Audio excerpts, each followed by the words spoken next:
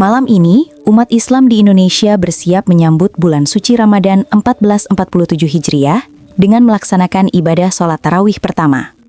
Suasana Ramadan mulai terasa di berbagai masjid dan musola, di mana jamaah akan melaksanakan sholat sunnah tarawih berjamaah setelah sholat Isya, sebagai tanda dimulainya ibadah puasa. Berdasarkan keputusan resmi Kementerian Agama melalui sidang isbat Selasa kemarin, bahwa 1 Ramadan 1447 Hijriah ditetapkan jatuh pada Kamis 19 Februari 2026.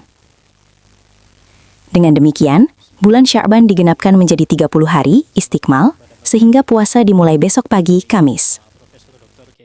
Hasil hisab serta tidak adanya laporan hilal terlihat, disepakati bahwa 1 Ramadan 1447 Hijriah jatuh pada hari Kamis 19 Februari 2026.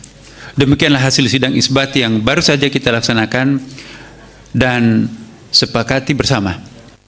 Sementara itu, pimpinan Pusat Muhammadiyah telah lebih dulu menetapkan 1 Ramadan 1447 Hijriah jatuh pada Rabu 18 Februari 2026 berdasarkan metode hisab hakiki dengan acuan kalender Hijriah global tunggal. Sehingga puasa bagi warga Muhammadiyah telah dimulai hari ini, Rabu 18 Februari 2026, dan sholat tarawih pertama dilaksanakan malam tadi atau Selasa malam.